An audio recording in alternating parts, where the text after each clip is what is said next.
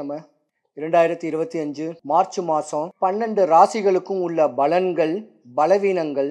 இந்த 12 ராசிக்காரங்களுக்கும் எந்த கோயிலுக்கு போனால் தன்னுடைய வாழ்க்கையை முன்னேற்ற பாதையில் ஏற்படுத்திக்க முடியும், குறைகள் இல்லாமல் வாழ்கிறதுக்கு இந்த வருஷத்துடைய சூட்சமங்கள், 12 ராசிக்காரர்களும் வழிபடக்கூடிய தெய்வங்களை சொல்கிறேன்.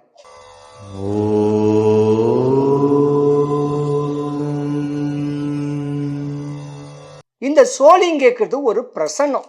என்ன நினைச்சு வந்திருக்கிறீங்களோ, என்னென்ன காரியத்துக்கு வந்திருக்கீங்களோ, என்ன ஆசைகள், என்ன தேவைகளுக்காக நீங்க வந்திருக்கீங்களோ, இதை சொல்லக்கூடியது இந்த சோழி.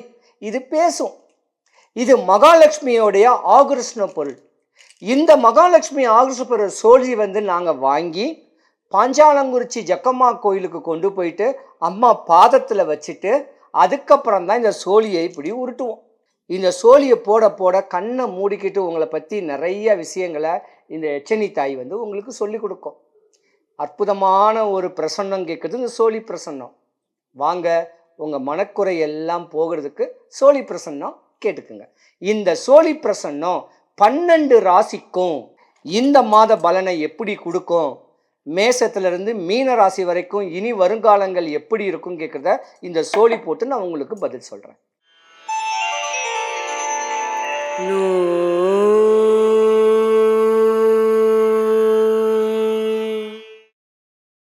சிம்மராசி. சிம்மராசிக்கு அதிபதி சூரிய பகவான். இந்த மார்ச் மாதம் அவங்களுக்கு எப்படி இருக்கு? யோகங்கள் கிடைக்குமா? சுபகாரியங்கள் நடக்குமா? என்ன மனதில் ஆசைகள், தேவைகள் அவங்க பூர்த்தி பண்ண முடியுமா? அவங்க எண்ணங்கள் எல்லாம் நல்லபடியாக நடக்கிறதுக்கு உண்டான நல்ல ஒரு பதிலை சொல்லு. வடபழனி முருகா. 2, 4, 6, 7 உளுந்திருக்கிறனால இந்த மாதம் உங்களுக்கு ஒரு யோகமும் வரப்போகுது. முன்னோர் சொத்துக்கள் வரப்போகுது. உங்கள் பிள்ளைங்கள்லாம் உங்ககிட்ட அரவணைச்சிருக்கக்கூடிய ஒரு தருணங்கள் வரப்போகுது. அதாவது வயதானவங்களுடைய குழந்தை குட்டிங்க, ஒரு 40, 45, 50 வயசுக்கு உடையவங்களுடைய குடும்பம் ஒற்றுமைத்தன்மை வரப்போகுது. யோகங்களே நிறைஞ்சிருக்கக்கூடிய சிம்ம ராசி இருக்க வேண்டிய பெண்களுக்கு கொஞ்சம் ஆபத்து. சிறு வயசு பெண்களுக்கு ஆபத்து. ஏன்னா 7ஆம் இடம் கேட்கக்கூடிய அமைப்பு கொஞ்சம் பொல்லாத ஒரு நேரமும் கூட, ஒரு நம்பரும் கூட. காதல். இப்படி காதல்ல இருக்கக்கூடியவங்களுக்கு ஒரு பிரச்சனை உண்டு. சிம்மராசியை பொறுத்த வரைக்கும் 19, 18 வயசுக்குள்ள தாய் தகப்பனுடைய பேச்சை கேட்காம காதல் பண்ணா அது நிற்காது. சிம்மராசியில ஒரு 25 வயசுக்குள்ள கல்யாணம் பண்ணீங்கன்னா கணவன் மனைவிக்குள்ள கருத்து வேறுபாடு வரக்கூடிய நேரம் இது. ஏன்னா உங்க ராசியில வரக்கூடியது ராகு கேது பெயர்ச்சி. கேது பகவான் உங்க ராசியில வராரு. 2வது உங்களுக்கு அஷ்டமத்துல சனி பகவான் வராரு. சுபகாரியங்கள் பண்ண வேண்டியதை கொஞ்சம் தள்ளி வைங்க, இல்லைன்னா வீணான பிரச்சனைகள்ல மாட்டிக்குவீங்க. 7ஆம் நம்பர் பொதுவாகவே விஷ்ணு பெருமானுக்கிறதுனால திருப்பதி வெங்கடேச பெருமாளை போய் நாடுங்க, பெருமாளை போய் தேடுங்க.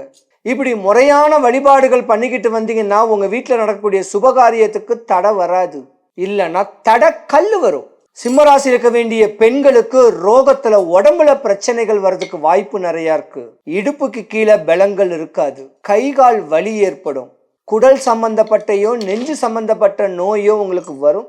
ஒரு சர்ஜரி கூட வந்துட்டு போகிறதுக்கான வாய்ப்பு நிறைய இருக்கு. கோபப்படாதீங்க, ஆக்ரோஷப்படாதீங்க, அனுசரிச்சு வாழ்ந்துகிட்டு போங்க. சிம்மராசியில வேண்டிய ஆண்களுக்கு இந்த மாசம், இந்த வருஷம் இடையூறல்கள் இருக்கு. அஷ்டம சனினால அரசியல்ல பிரவேசம் பண்ணணும்னு ஆசைகள் இருந்தீங்கன்னா பணத்தை விரயம் பண்ணுவீங்க. அஷ்டம சனியில உங்களுடைய பேச்சு எடுபடாது. நீதியா நேர்மையா நாட்டாமையா தீர்ப்பு சொன்னா கூட அது நேற்று எடுபடாது. அப்படி ஒரு தருணமும் நடந்துகிட்டு இருக்கு. பெண்கள் கொஞ்சம் கவனமா இருங்க. ஆண்களை பத்தி கவலை கிடையாது, பெண்கள் தான் கவனமா இருக்கணும். சிம்மராசி இருக்க வேண்டிய பெண்களை கேட்ட நீங்களாம் கொடுத்து வச்சிருக்கணும். அந்த பெண்கள் தெய்வத்துக்கு ஈக்குவல் உடையவங்க.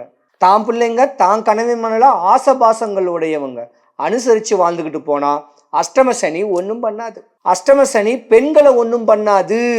ஆண்களுக்குத்தான் அஷ்டமத்துல சனி, ஆண்களுக்குத்தான் இந்த ராகு கேது தோஷம்.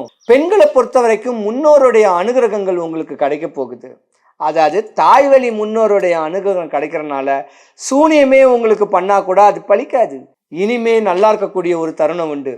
நல்ல ஒரு தேதி தான், நல்ல ஒரு அமைப்பு தான். டைம் இருக்கிறவங்க அக்கம் பக்கத்தில் இருக்க வேண்டிய ஒரு விஷ்ணு ஸ்தலத்துக்கு போங்க. குறையில்லாம வாழணும்.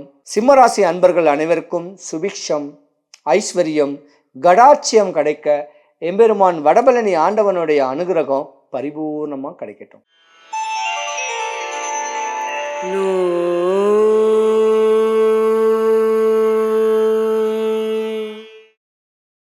கன்னி ராசிக்கு அதிபதி புதன் பகவான் இந்த நேரங்காலங்கள் அவங்களுக்கு எப்படி இருக்கு, என்ன காரியங்கள் நடக்க போகுது?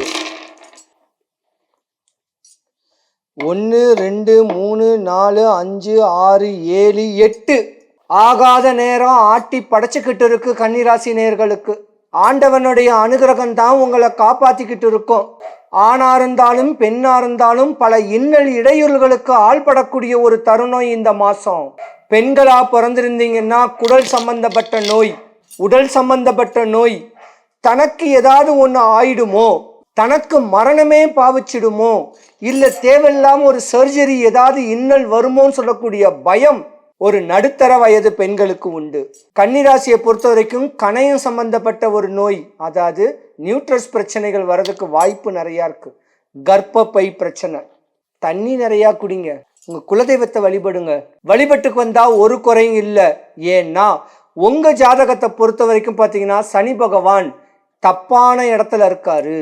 சனி பகவானை பொறுத்த வரைக்கும் நேரங்கள் உங்களுக்கு சரியில்லாம கண்டக சனியில இருக்கிறனால உங்களுக்கு உடல்ல பிரச்சனைகள் வரும். அண்ணா சனி பகவானே எனக்கு எந்த குறையும் கொடுக்காத, எனக்கு நோய்கள்ல போட்டு வாட்டி வதைக்காத, என் காசு பணத்தை விரயமாக்காத நோய்க்கு அப்படின்னு வேண்டிக்கிங்க.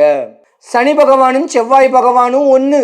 வடபழனி முருகன் கோயிலுக்கு போங்க, 3 கிலோ முழு நெல்லிக்காய் வாங்குங்க, சாமியை பார்த்துட்டு பிரகாரம் சுத்துறவங்களுக்கு ஒன்று கொடுத்து நீங்கள் ஒன்று சாப்பிடுங்க.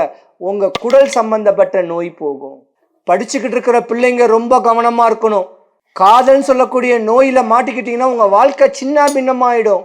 நீங்கள் ஒரு சித்தர் ஜாதகம் ஆண்கள், பெண்கள் சிஸ்டர் ஜாதகம். கல்யாணமாகி கணவன் மனைவிக்குள்ள கருத்து வேறுபாடு வந்தால் அடுத்து கன்னியாஸ்திரி ஆகக்கூடிய ஒரு ஜாதகம்.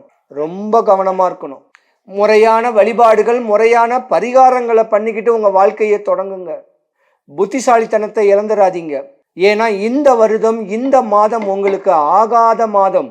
ஆண்டவனுடைய அனுகிரகம் மட்டும்தான் உங்களுக்கு பரிபூர்ணமாக கொடுக்கும். அடிக்கடி கோயிலுக்கு போங்க, தண்ணியில் மஞ்சள் கலந்து குடிங்க, இளநீ குடிங்க, பழைய சோத்துக்கு தண்ணி ஊற்றி உப்பு போட்டு குடிங்க. இப்படி ஆக்டிவாக உடம்ப வச்சுக்குங்க, ஒரு பிரச்சனை வராது. பெரிய பெரிய விஷயங்கள்லாம் சாதிக்கக்கூடிய தன்மை உடையவங்க இந்த கன்னிராசிக்காரங்க. நிறையா டாக்டர்ஸு, நிறையா நர்ஸு, நிறையா டீச்சர்ஸு எல்லாம் உடையவங்க இந்த ராசிக்காரங்க. ஆனால் பாவப்பட்ட ராசி யாருன்னு கேட்டிங்கன்னா நீங்களும் ஒரு பக்கம் கூடங்க. சிறு வயசுலேயே தோஷங்கள் வந்துட்டு வீணான சுகபான எல்லா யோகங்கள் இருந்தாலும் கணவன் மனைவின்னு சொல்லக்கூடிய யோகங்கள் கொஞ்சம் கம்மியாக தான் இருக்கும். புத்திசாலித்தனமாக நடந்துக்குங்க. நேரங்காலங்களை நல்ல ஒரு நேரங்காலத்தை நம்மளாக தான் ஏற்படுத்திக்கணும். சனி பகவானுடைய பார்வை சரியில்லாத பார்வை, கண்டக சனின்னு சொல்லுவாங்க. அதுக்காக தனக்கு ஏதோ ஒன்று ஆயிடும்னு சொல்லி பயப்பட வேண்டாம். முறையான வழிபாடுகளில் பக்குவங்கள் பண்ணிக்கிட்டு வந்தால் பீட் பண்ணலாம். விதி மதி கதி, விதியை மதியால் வென்றாத்தான் வெல்ல முடியும். அதுதான் உங்களுடைய மதி. சந்திரன் நல்ல மனநிலை, நல்ல தெளிவான அமைப்பில் இருந்துங்க. இந்த கன்னிராசிக்காரங்க பொதுவாக பார்த்தீங்கன்னா கலைத்துறையில் பிரகாசிக்கணும்னு சொல்லக்கூடியவங்க நிறையா இருப்பாங்க. நிறைய இன்ஸ்டாகிராமு, ரீல்ஸ் போட்டு, ஃபேஸ்புக்கு, இதில் நிறைய பேர் வருவீங்க. உங்களுடைய ஃபேஸ் கொஞ்சம் பிரதிபலிக்கும். ஆனால் ஏமாந்துடாதீங்க. ஏமாந்தீங்கன்னா உங்கள் வாழ்க்கை கோழி முட்டை, ஜீரோவாக போயிடும். அதனால் தாய் தகப்பன் பேச்சை கேட்டு உங்களுடைய தன்மைகளை புரிஞ்சு அறிவா, அழகா, அன்பா, பண்பா, அனுசரணையாக நடந்துக்குங்க. பெண்கள் ஆண்கள் கிட்ட ஏமாந்துடாதீங்க, ஆண்கள் பெண்கள் கிட்ட ஏமாந்துடாதீங்க, மாட்டிக்குவீங்க. வீணான பிரச்சனைகள் கூட உங்கள் வாழ்க்கையை சின்ன பின்னமாக்கக்கூடிய தன்மை இந்த மாதம் உண்டு, இந்த வருஷமும் உண்டு. ரொம்ப கவனமாக இருக்குன்னு சொல்லக்கூடிய ராசியில் ஒரு மெயின் ராசி கன்னிராசி. கன்னிராசிக்கு அதிபதி புதன் பகவான்.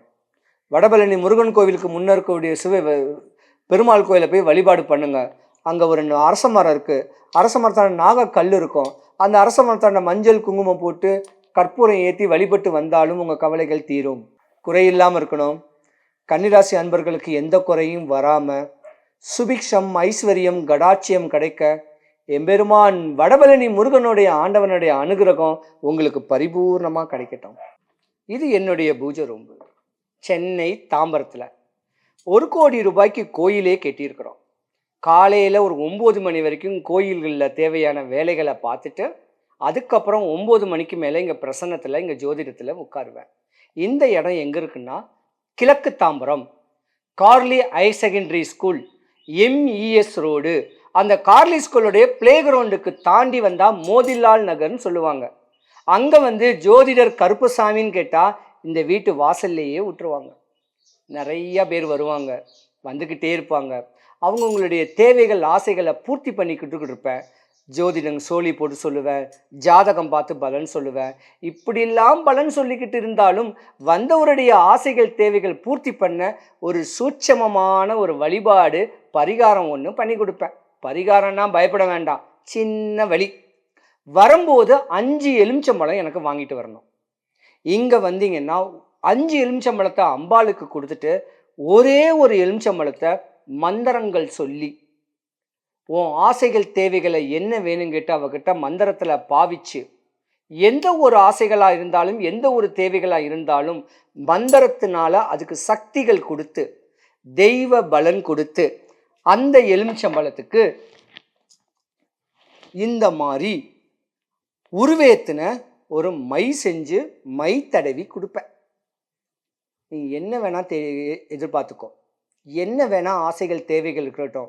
கடன் மெயின் அதுக்குத்தான், நோய் அதுக்குத்தான், பயம், சத்ரு, எதிரி, இன்னல், துன்பம், இடையூறல், பல சூனியங்களே இருக்கட்டும், இந்த ஒத்த எலுமிச்சம்பழத்தில் உங்களை சரி பண்ணி கொடுத்துருவேன். இதை வீட்டில் போய் நீங்கள் வைக்கணும். இந்த எலுமிச்சம்பழம் உடஞ்சி போச்சுன்னா உன் வீட்டில் தொந்தரவு இருக்குன்னு அர்த்தம். அழுகி போச்சுன்னா தொந்தரவு இருக்குன்னு அர்த்தம். அப்படியே சப்பழிஞ்சு போகணும், கருப்பாக பூசணம் கொடுத்து போச்சுன்னா உன் வீட்டில் எதிர்மறை சக்திகள் நிறையா இருக்குன்னு அர்த்தம். வாங்க, இந்த அட்ரஸ்க்கு வாங்க. 5 எலுமிச்சம்பழம் மட்டும் எடுத்துகிட்டு வாங்க. உங்கள் குறைகளை தீர்க்கிறதுக்கு சூட்சமமான வழிமுறைகள் செஞ்சு கொடுக்குறேன். குறையில்லாமல் இருக்கணும். தாம்பரத்தில் இருக்குது இந்த அட்ரஸ். முடிஞ்ச அளவுக்கு ஃபோன் பண்ணிவிட்டு வந்தாலும் சரி, நேரில் வந்தாலும் சரி. சிவாய நம.